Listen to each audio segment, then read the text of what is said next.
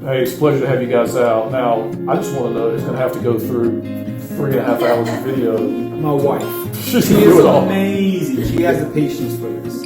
She really enjoys it. Welcome to Maier Farm.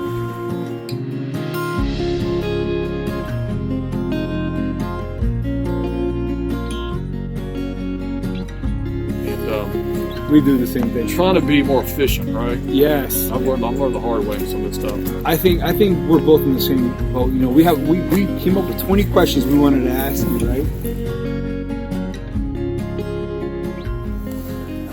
We are both beginning at this. That's right. But we like to just feed off each other. So we came up with some 13 questions that got soaking wet on the way here. So bear with me, and I don't even know if I can read this. But all right. So one of the questions we had, okay, and some of these questions are for the whole family. So if your significant other can just speak can be a voice. Yeah, feel free. I'm over here. All right. So like one of the things that the kids were asking, like what is your biggest regret with just this whole thing? With this whole thing. Well, you're starting off tough with that. Yeah. Oh, wow. Biggest regret. Would you weigh in on that? Do you have a thought on that? You would probably say that we didn't start sooner. Yeah, well, that's tough. I mean, you don't want to. I mean, obviously, that's the sovereignty of God, right? But there are times when I drive around, I'm like, man, I'm in my mid-40s now. I went to just a little story behind that. I went up to Southern Virginia to pick up some farming things. And I'm buying from this guy, and I'm checking out his land. Anytime I go visit a farm, and see what they're doing and ask them questions. And he's been doing this a while. And this guy was probably in his mid-30s. And he said, and I just said, yeah, I'm just getting started. Let's move down some property. And he said, so how old are you? And I told him. And he winced. It was almost kind of like this idea of, oh, that's kind of late to be getting into that. You know what I mean? Because if you're going to do this, as either a primary income or even secondary income, it just takes time to build it. And if you don't have any background, you're learning how to do it. And then, of course, you have to market yourself. And so I think that'd probably be accurate to just say that part of me says I would have loved to do this 10 years ago. At the same time, I wasn't prepared to do it 10 years ago. Right? And it wasn't God's time. And so I think that's how I think about that. Earlier? Yeah, I think so.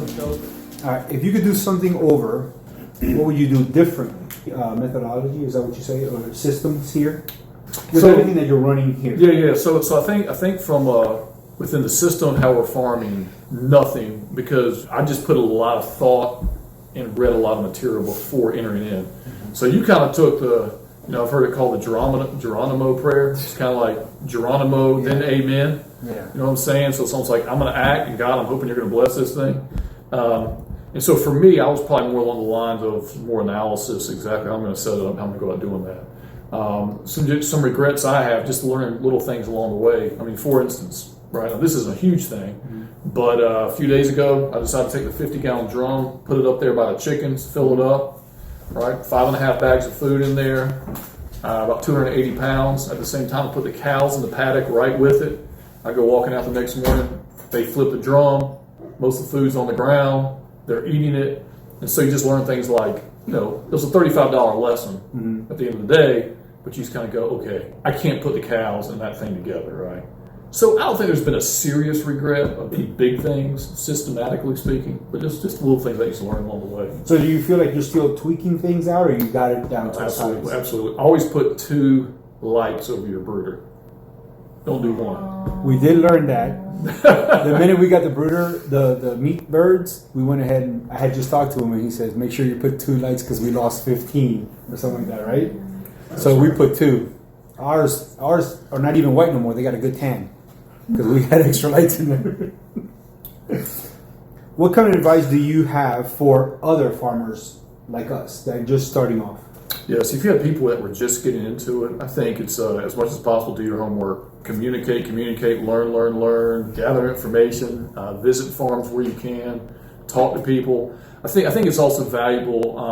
One of the things that we both did was we dabbled in farming before we took the jump, right? Yeah. So what you don't want to do is just go, I don't know, maybe I want to do this, so let's buy property and start down that road. Then all of a sudden you figure out that, it's just not in it for you. I mean, it's not what you really want to do. So I think for me it was, you see like little steps along the way, kind of get a hive of bees, find yourself doing a little gardening, you get some chickens. And so I think you've got to test the water, so to speak. So I would say if people are interested in doing something like this, farm where you can, where you live to begin with, and make sure it's something you want to go. Here's the other thing: make sure your wife is in it with you. And that was one of my questions. So you're, if you're not in it together, you're not in it. Period. And so you've got to make sure that there's even if one person is leading the way there at least needs to be buy-in to the other person going, you know what, I'm on board with this. We have a lot to learn. I don't really know what we're getting into, but I trust that what we're doing is the right thing, and I'm committed to that.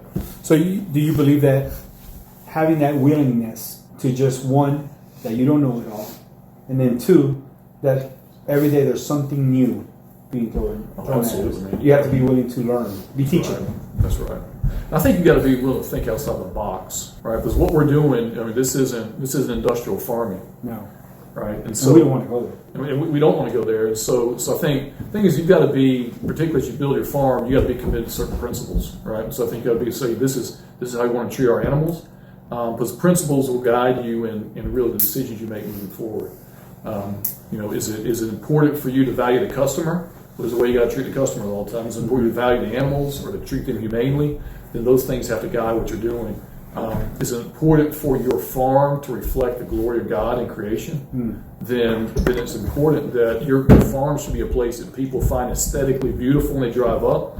They shouldn't smell a bunch of manure, right? If people drive up to your farm and they smell a bunch of junk, and where an industrial farmer go, that smells like money. Yeah. You know what you do? You have to say, if you smell it, we got a problem, right? And so, I don't mean once you get on top of it, obviously, but if you're driving up the farm, that's what you smell, you got a problem. So how do you, if this farm is going to be a blessing to people, if we want to use it in a way to truly minister to people where they are and to reflect the gospel and how God works in creation, then you've got to think, how do we farm in a way to indicate that and reflect that?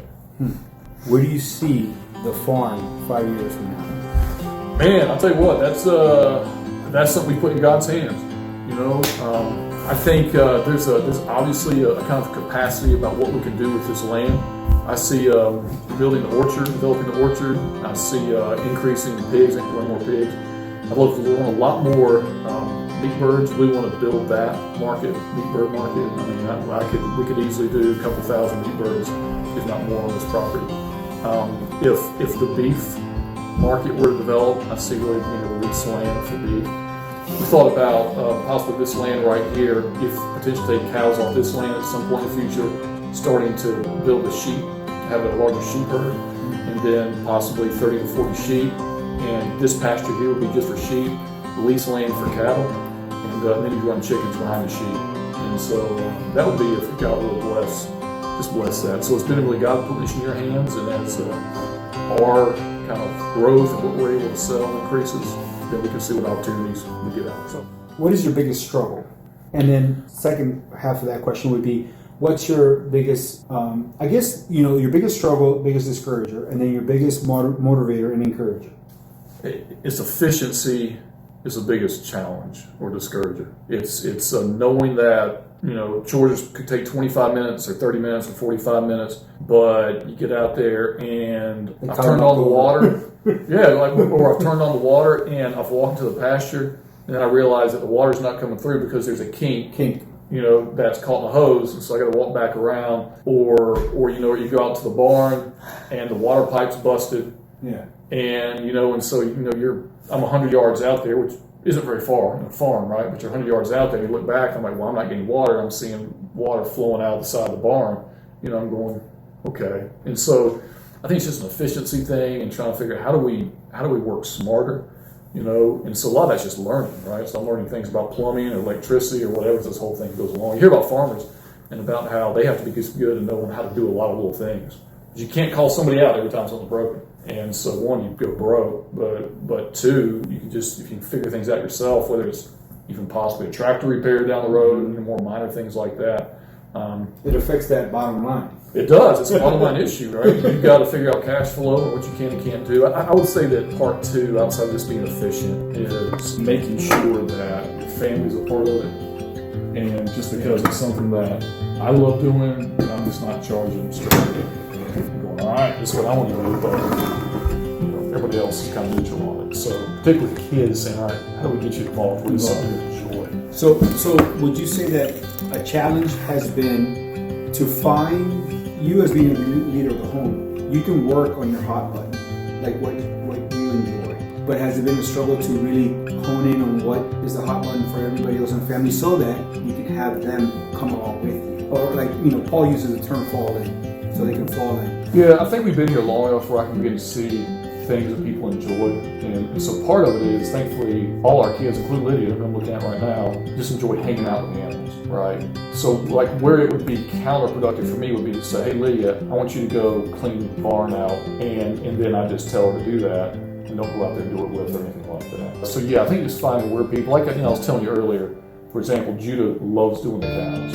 Let's do the cows together, right? So I'm not going to ask you to go out and listen to pigs if you're not really, you're not a pig guy. And just trying to identify who likes doing what, right? Josiah loves the dog, then he's feeding the dog. You take care of the dog. Joshua loves the chickens, right? So you involve the chickens. There's certain things that the kids can't do, right? They can't do the chicken tracker yet. And honestly, I don't feel safe if just my 8-year-old son's out with the cows, right? I feel like I need to be monitoring, overseeing, and it's just more spending time with him. So yeah, I think we're beginning to find where those things are, but I can still find myself being outside a long time by myself, and I can spend all day. All day? I can spend all day. I'm like, man, this is the life. I mean, this is my vacation. Yeah. There's nowhere else I'd rather be. And so you talk, where do you want to go? I'm like, I'm going to the farm. That's where I want to be. And when you're not here, you're thinking about We're thinking about being here. Yeah, like I start panicking. But the hawk hit him. yeah, but it's not fair for me to necessarily demand that Lydia feel the same way. Right. Besides, got to be aware of things like that. So, this was for you, Stephanie, but we'll pretend that Come on. she is here. Okay. How do you get your wife to re-energize her? Like, how do you keep her interested? How do you keep her? Or maybe she was the one. We don't know. They don't know. They don't know you like how I know you. But how does that work? What does she enjoy? And then you both can feed off each other. Yeah. So, I mean, this was a real leap of faith for Stephanie. And so, she didn't grow up dreaming about living on a farm. And when I told her, I think when you start looking at property, she kind of had that, look on her face like, what? I mean, what are you talking about?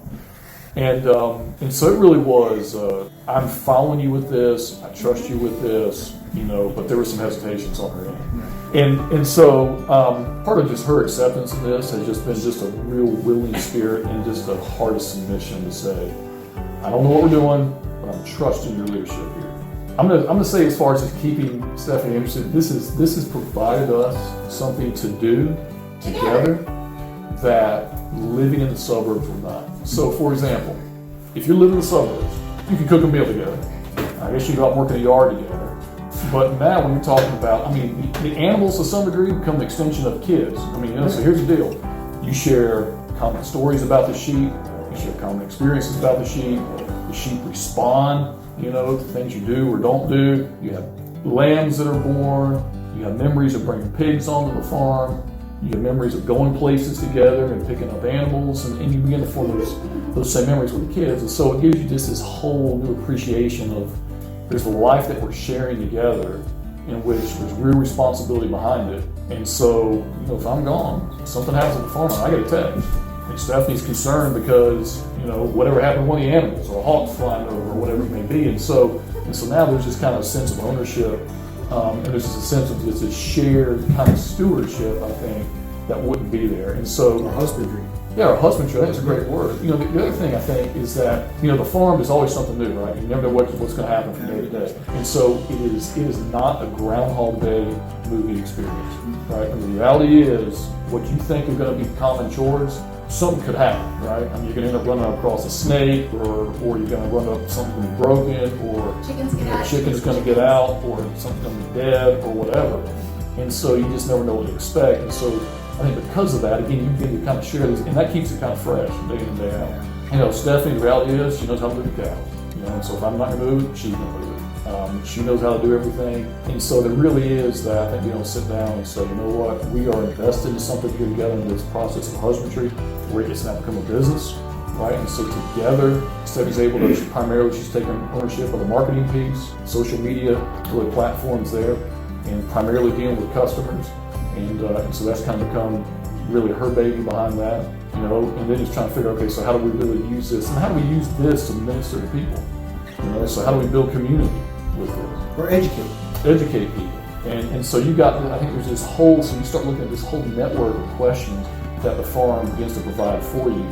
So now it's not just we're raising for the animals, right? I mean, it really becomes kind of just who you are and what you're doing and what you're thinking about. But we're able to do it together. And Seth, what would you add to that, just as far as really getting involved? And, No, I think that's great. I think that even nightly walks around the pasture, around the perimeter, you know, that's something I like to do. So that's something we do together, whether it's talking about what happened that day on the farm, different things about the farm or the animals, or even learning about the grass. Just learning more. As you learn, you share with me, and then I learn. And cool. Yeah. It's funny you mentioned the suburbs, right?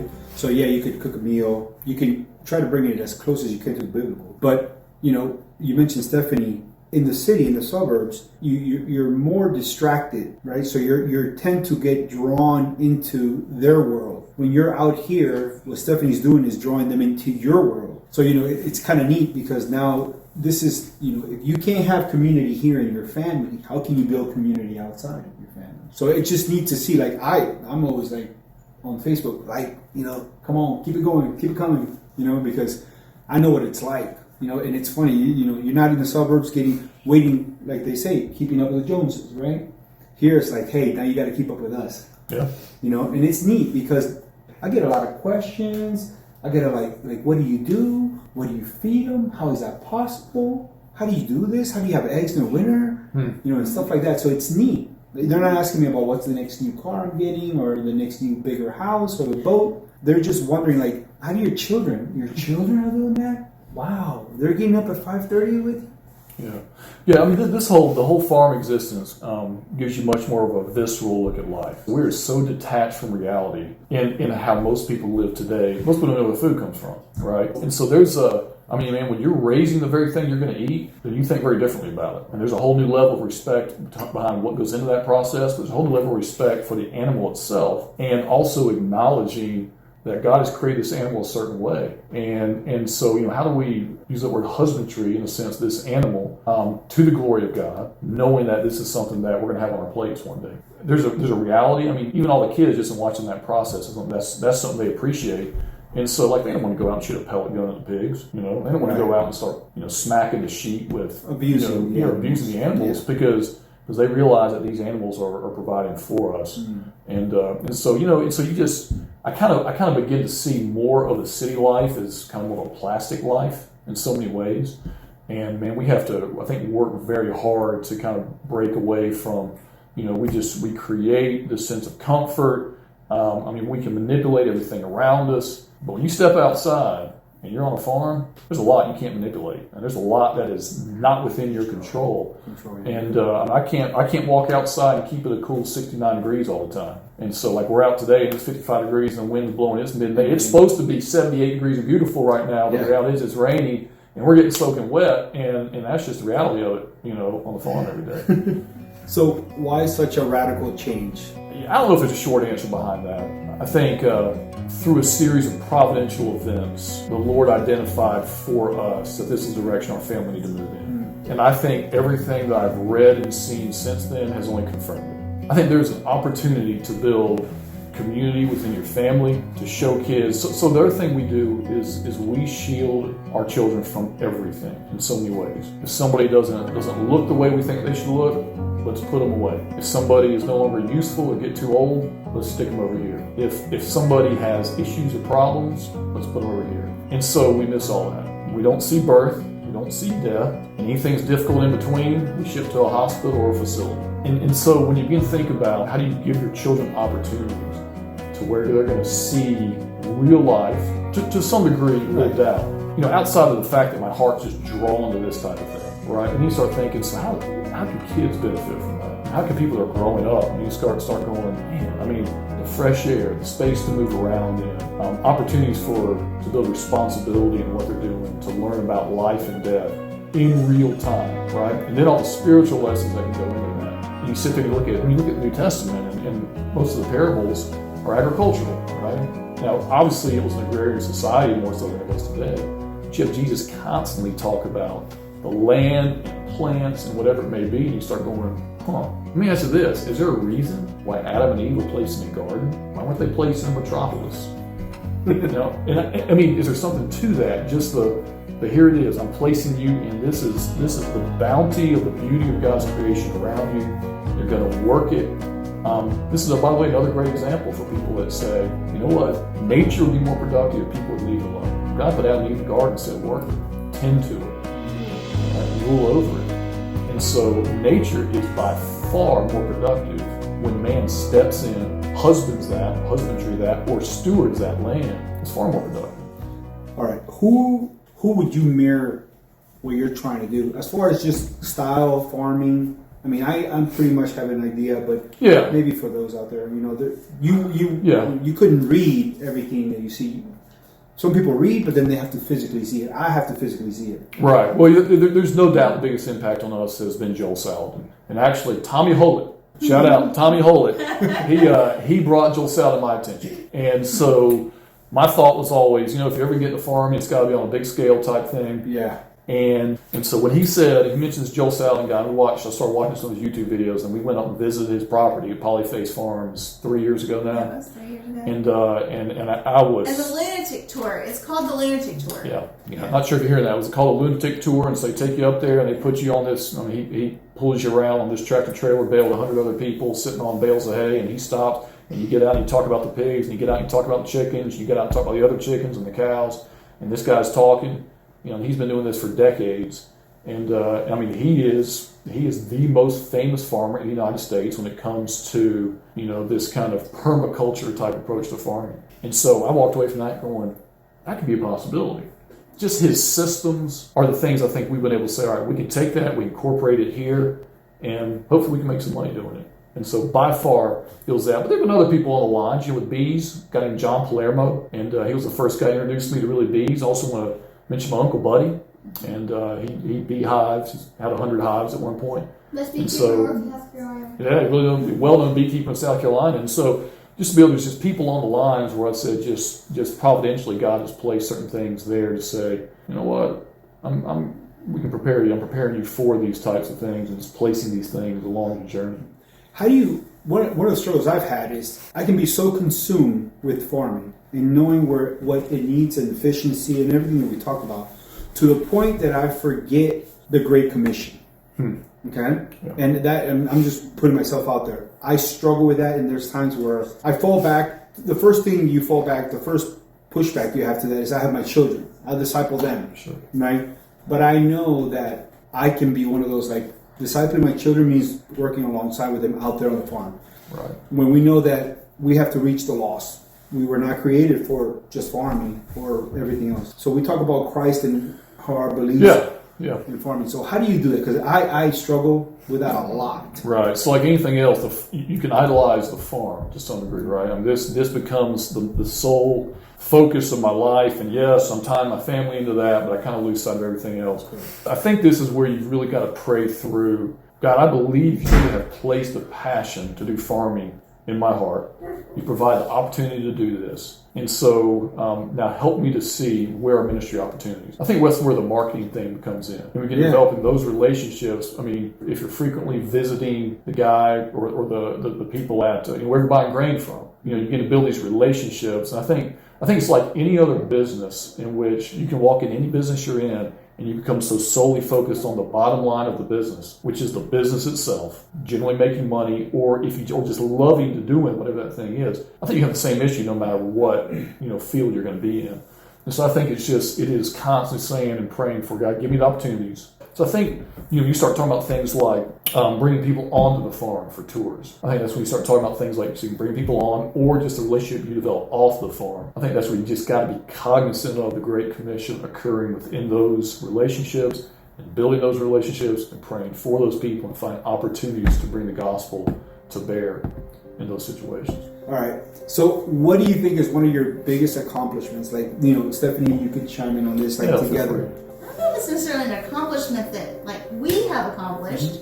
I mean, it's neat to see hay in the hayloft, and when we got those cows looted, especially the cow that was more difficult, that was a great sense of accomplishment. When we saw the lambs give birth, that was them, but I mean, it was kind of a reality of we're watching life being born on the farm. You know, I would say that. I think, as I agree, I was thinking about the lamb being born. I was thinking about, you know, when we were dropping off beef that people had purchased.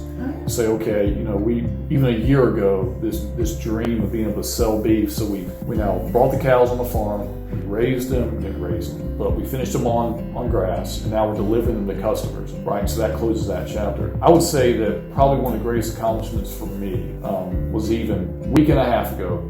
Parents were here, we're sitting on the back porch, kids are out running around in the pasture, playing with the dog, you hear laughter, you look over, you see the cows on the left, chickens, so everything, the pigs are there, the cows are back there, the chickens are there, and you're just like, it's like a slice of heaven right here. I mean, this is like you're back at Eden. There's community happening, there's laughter, it's beautiful to the appearance, and you're just seeing the animals within, really, I mean, living the way God has created them to live. And, you know, at least as much as possible within the system. And I think at that point, you just kind of go, these moments right here are kind of just what you want to capture. All right, so final question, all right? What do you feel like you feel very confident and good at that you can mentor someone else? There's not one thing I'll identify. So I think when you think about discipleship, spiritual discipleship, right? Helping someone else make spiritual progress in their walk with Jesus Christ.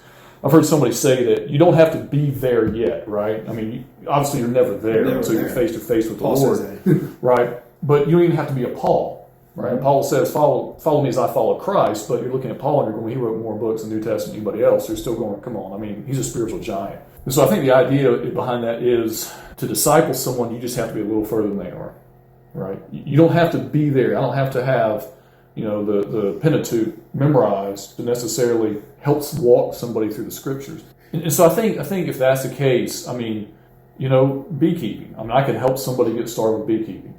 I can help give somebody some basic lessons in beekeeping. You did with us.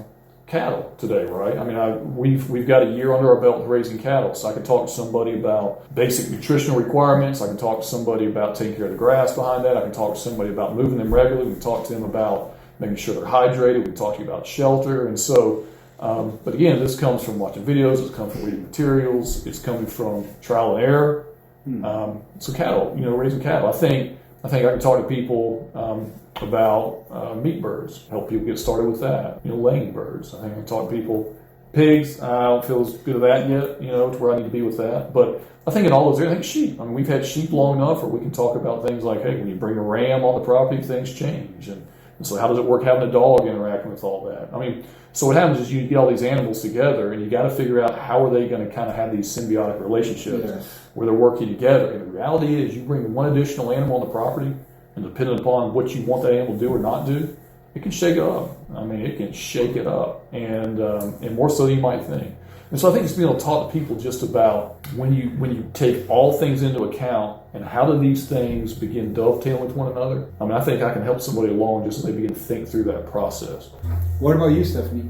I don't know if there's one area that I feel confident in necessarily. I think just sharing our journey and sharing our adventure, the ways that we're learning, the different aspects of the farm, I think that helps people know. Like you were talking about chickens laying in the winter, or do they lay in the winter, or do you have to have a rooster to have eggs? Even things like that, just sharing a little bit of the knowledge that we have with others is a way that maybe I don't know more than they do, but I'm definitely going to ask questions or look for the answers if we don't know about a particular thing with the pigs or the breed of the pigs. Let's do research. Or for instance, how to get the chickens out of the chicken tractor when it comes processing time, instead of having little boys climbing up underneath pulling the chickens out. Like, what's it better? Because they're not going to be little forever, right? Yeah. So just thinking through a better way to do that. So whether it's joining a pasture poultry Facebook group or something like that to learn what someone else has gone before us and trial and error figured out is definitely something that I can share just from my knowledge. Like, oh, well, these are the chicken processing bags that we used. in the past. They worked out well for us. Yep. Things like that. By the way, she's talking about one of the times my wife, I think Jennifer, my wife reached out to her about just bags and stuff like that. Because do you believe that you could do all this without little things like that? Like I could not, I don't know about Facebook groups. My wife Jen signs us up for different groups and she tells me about bags available. Did you know about this? Because I'm so focused on this, you know, that there's those little things help out a lot. So I think it's so important to have that partnership, you know, and they have ownership, our wives do, and whether we recognize it to them or make them realize or whatever, give them credit for it, they really do make a difference. As far as that's one of the motivators for me is to see my wife always saying, you know, she works all day and then she comes home and she's like, gotta do this, we did this, we did that. You know, Stephanie just texted me back, this is what they gotta do. And it's a lot of information that I don't have the time to do it. So it's good. It's good. But you're right, man. There's a lot of people that are looking for information, and it's always satisfying to be able to help somebody make progress in what they're doing on their property. We had almost every time we process, we have somebody that'll say, "Hey, we want to come either watch or help you." And these are often people who have never been a part of butchering anything. But yeah, thanks for having us, Stephanie, Mark. Yeah, absolutely. Boys, girls. Hey, it's a pleasure to have you guys out. Now, I just want to know who's going to have to go through 3.5 hours of video. My wife. She is all. amazing. She has the patience for this. She really enjoys it. She feels like this is the way she can be part of it. She says, you know, and then her gardening. I just do the muscle work on that. I don't have the patience for gardening. Right. Awesome having you guys out. Thanks for having us. We're wet and cold. We gotta get home.